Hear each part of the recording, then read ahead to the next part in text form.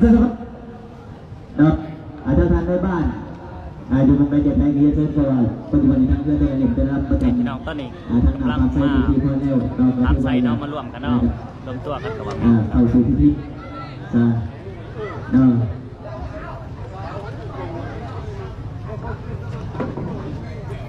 ข้าปิวมาท่านฮอดรถไทยก็ยังหมดท่านในหอนยังหมดท่านในหอนลงขาข้าปิวยังหมดหอนเนาะท่านฮอดกินแม่นโอ้ยความข้าโพด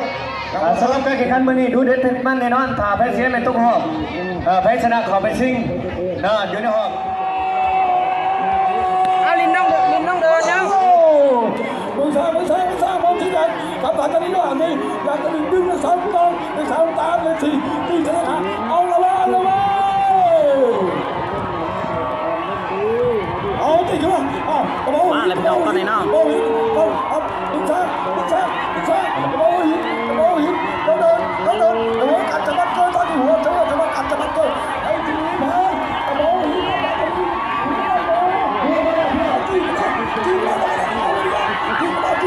นี่คือมาเลยพี่น้องต้นนี้โอ้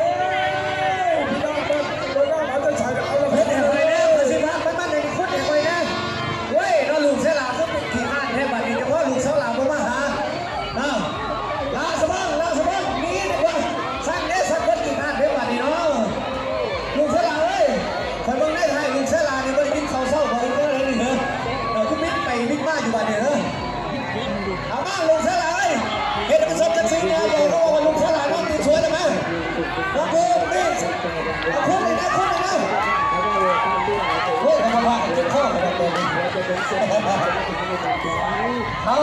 เส้นไส้ชมกับสีลาสะพานเราคอยจะไปพอกับซ้าหน่อยนะเป็นเราคอยสิลูกเส้นหลาก็เรียกว่าเอาปอยซะมาสั่งเป็นไปเบากันข้างขางนะคอยเบิ่งเอาขอบใจได้ลูกเส้นหลาม้วนคอนเลิกกินข้าวไผ่กันจะมากเสียนาฮันเจ้าบังไก่ได้ทายในลูกเพื่อนหน่อย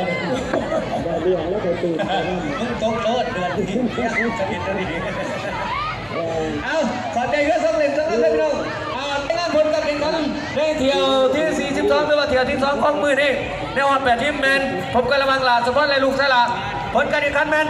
ลาสปอนเข้าเช็ดไส้ไปก่อนขอเสียงตบมือเด้อน้องผือ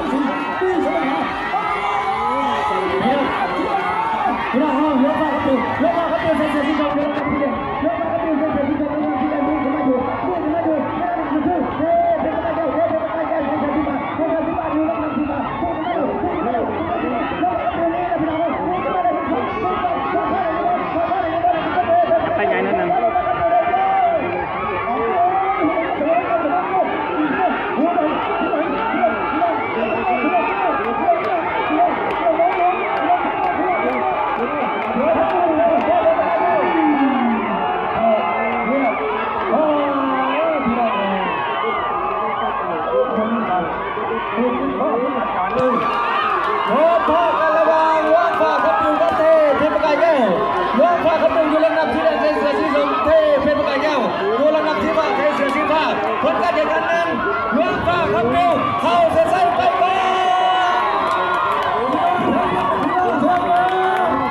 เทพประกายแก้วนึงเบิ่งเลยลูกค้าฮะต่างกันเลยพี่น้องเขาต้องไหวกับพี่น้องมาเชื่อเพื่อนก่อนเลยจับตัวมือต่อตัวเพื่อนมันนำร้ายที่เบื้องนะบ้านเนี่ยยอมเฉยสามตามทีปีเสียหาว่าเชื่อเพชรการเป็นยังมีอะไรอย่างแมนไ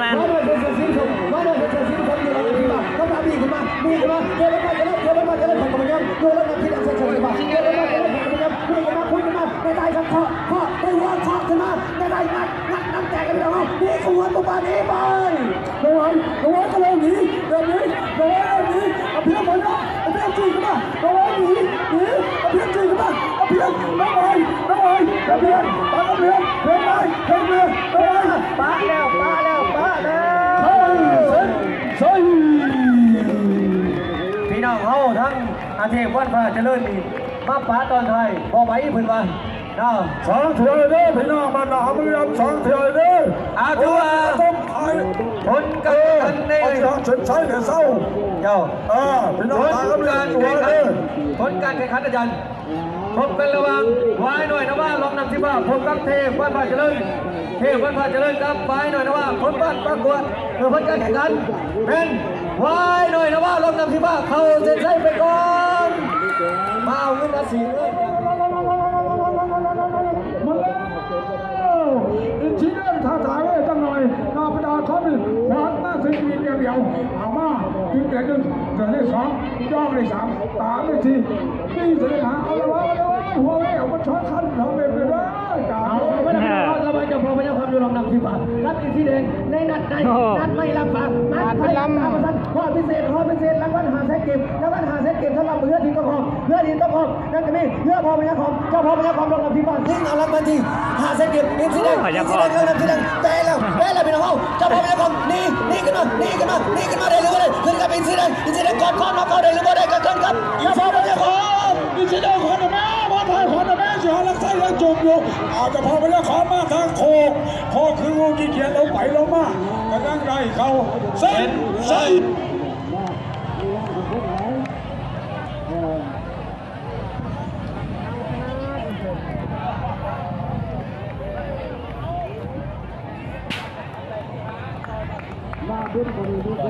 เอาด้วยประกาศแข่งขันในหอบพิเศษในหอบที่1เที่ยวที่1แมนเจ้าพ่อเป็นเจ้าของผมกับทีมสีแดงแมนเจ้าพ่อเป็นเจ้าของเข้าเส้นชัยไปก็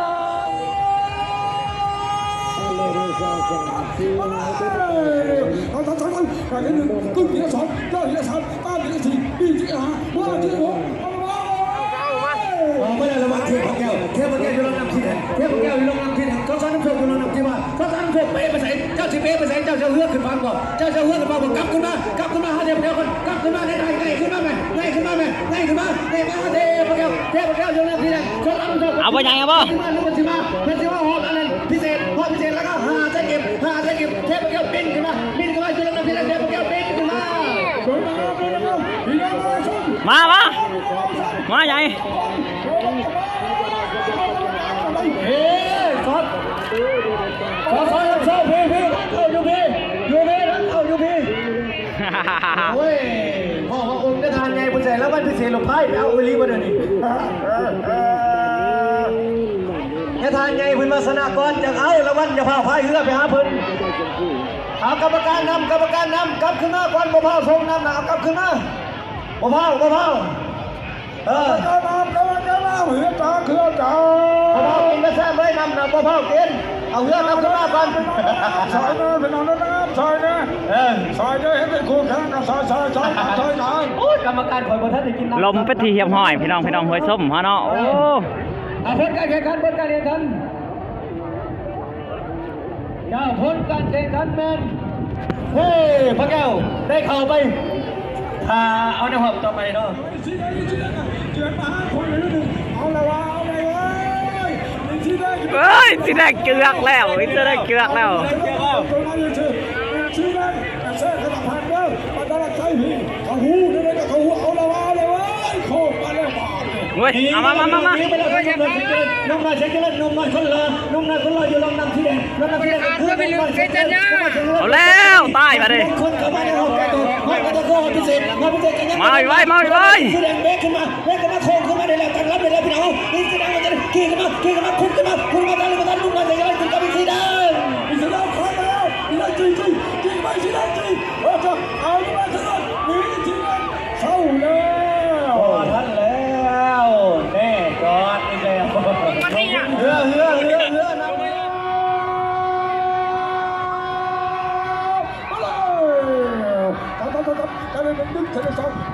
ทางแรกดงวายเฮ้ยว่าชกผู้ใกล้มาแล้วโผล่หัวกันมาแล้วเอาละวะ ก็ระวังเทพเจ้าก็ไปขึ้นเทพเจ้าก็ไปขึ้นเพื่อได้หอบพิเศษหอบผ่าเศรษฐกิจเทพเจ้าอยู่โรงงานที่นี่โรงงานที่นี่จะได้ดีมาพวกเราไปขึ้นทำคนเราพวกเราไปขึ้นอยู่โรงงานที่บ้านว่าจะได้ในหัวว่าจะได้คอเราพอเราไปลองในยังไงก็มาแล้วเฮ้ยผมหนีไอ้วันจีกันมาไอ้วันจีกันมาโอ้ยเท่เดียวคนเดียวกันตอนนี้จะนี่ได้รู้เลยผมจะไปขึ้นปีขึ้นมานี่กันมาหูเลยนี่กันกันได้ได้เลยได้คอเราไม่ต้อง5 4 3 2 1สูสีสมกระบอกพิเศษมาเลยจะมาคุณเพื่อนนะเสียเบิร์ดโอ้ยมาแพ้โต้แล้วมาแพ้โต้แล้วมาแพ้โต้อะไรไงเอ้ยนี่พี่น้องจะพอพญาคอมพบกับอันฮอปพิเศษเนาะพบกับหนุ่มหน่อยเซนเจริญเนาะ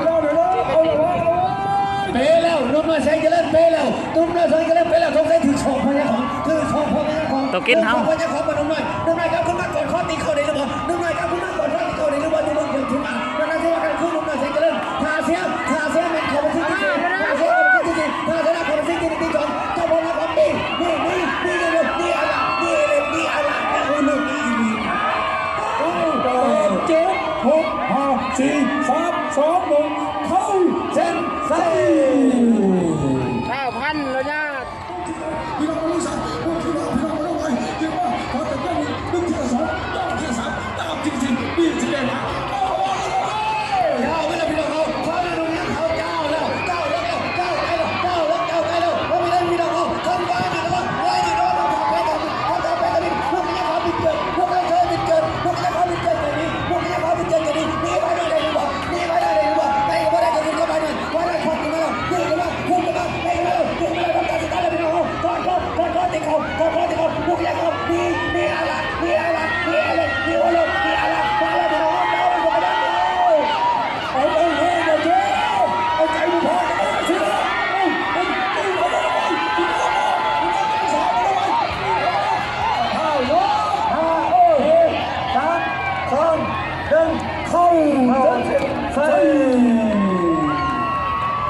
เข้าใส่ไว้หน่อยเป๊ะไปใส่บ่ไว้หน่อยลงมวยเอาแบบนี้คือไปนั่งมันนั่นแหละเรื่องนะไว้นอนลงมวยไม่ต้องอันนี้ใจจะเข้าห้องจริงๆโอ้ยเอาคนไปนอนขึ้นไปพายเรือมันก็เป๊ะเท่านั้นแหละวะ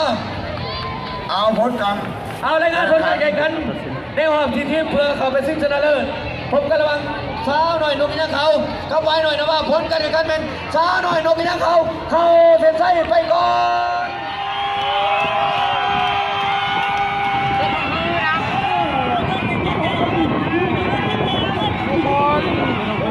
เอาเงินมาเอาว่าบ้านนอกนะเด็ก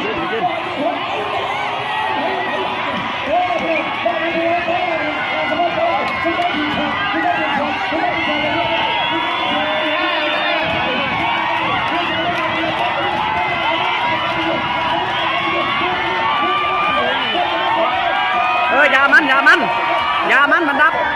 ยามันปิ้นใช่ไหม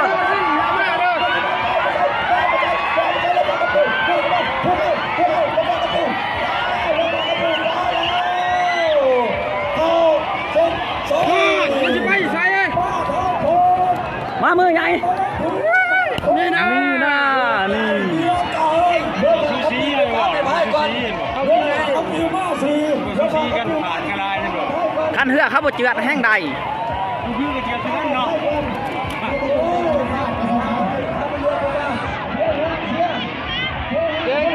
น้องพื้นสนะพี่น้องเนาะลองผ่าคำปิ้วตกเนาะ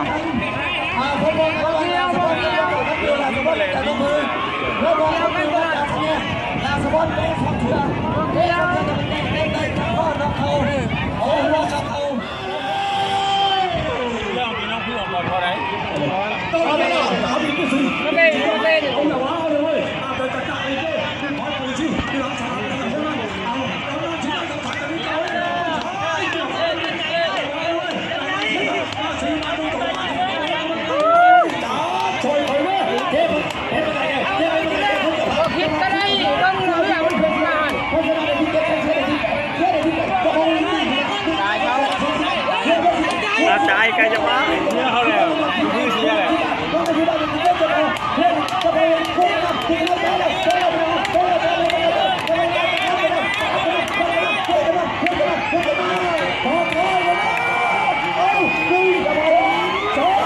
อย่าพายกเลิกทุ่งนะ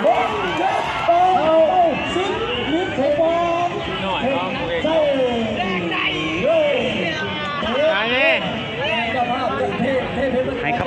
เขาจับประกาศก่อน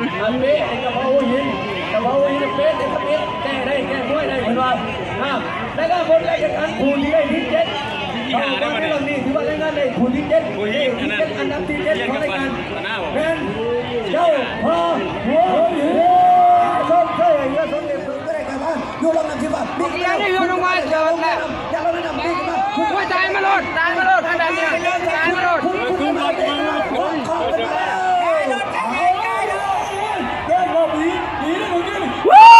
ว้าวเ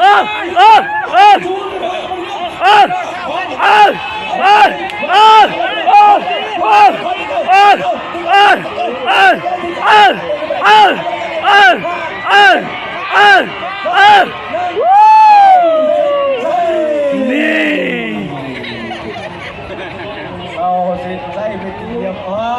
มันอยู่ที่ดวงมันอยู่ที่ดวงสิ่งที่สามซิดขึ้นมาล้ำกว่าซิดขึ้นมาล้ำผลการแข่งขันในวันพิเศษสิ่งที่3นั้นนมน้อยแสงเจริญจุลนำที่1เข้าเส้นใสไปก่อนขอเสียงปรบมือให้เทพแก้วครับจะพอไปแล้วครับชิงอันที่3บริการชิงอันที่3บริการเทพแก้วที่ดวงคำวันนี้ใหญ่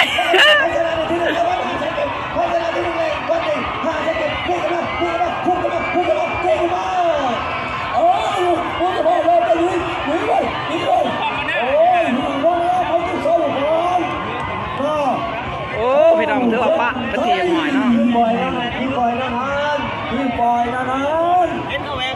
พอถ่ายจุ๊บตักเด้อพอถ่ายเด้อลองนั่งที่ว่าจะพอมันยากถือว่าบาวสัญญาลินกับข้าวเจ้าพี่น้องข้าวเจ้าด้วงบุรีบ่ได้กินเงินบาวสัญญาเนาะด้วงบุรีมาไหนนะ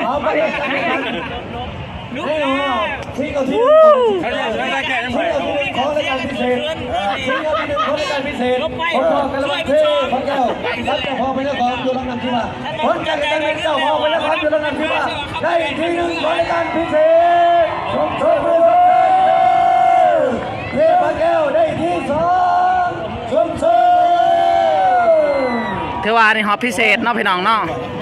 ที่1และที่2เนาะที่1เฉพาะพญาคอมที่2บันดงนางงามเดี๋ยวเพิ่นจะเอาผมไม่ออกแดดจะเชื่อได้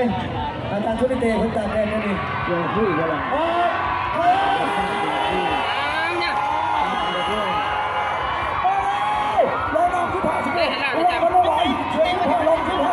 จะไปไหน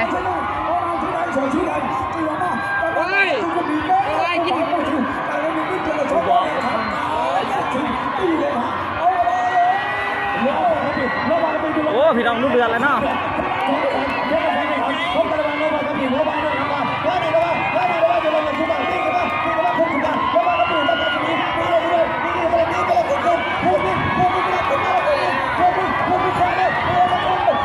ดูเดือดแห้งเลยพี่น้องดูเดือดแห้งเลย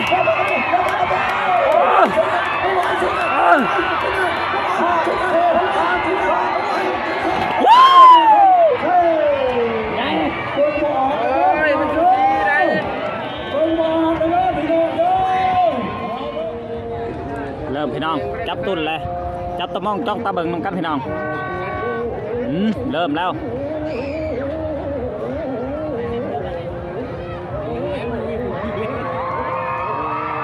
ยับมาอีกด้วยไงนิดนึงยับมาอีกนิดนึงเขาสิว่าอยู่บ่เซิง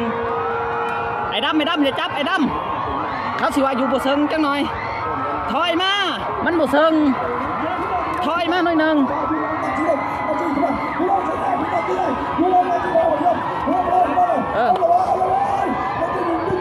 จับไปได้ไงดูเดือนเลยพี่น้องต้นนี้เนาะดูเดือนเลย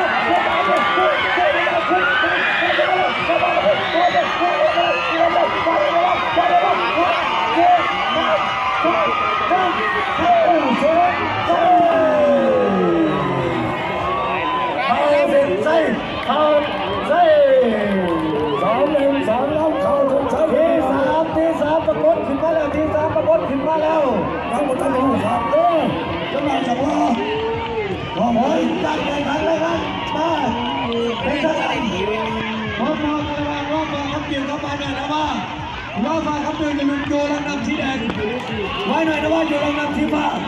การแข่งขันกัน2 เที่ยว 3 เที่ยวเสมอกัน1-1แล้วเที่ยวที่3ผลการแข่งขันตัดสินในเที่ยวที่3นั่นก็คือไว้หน่อยนะว่าเข้าเส้นชัยได้ดีฟ้า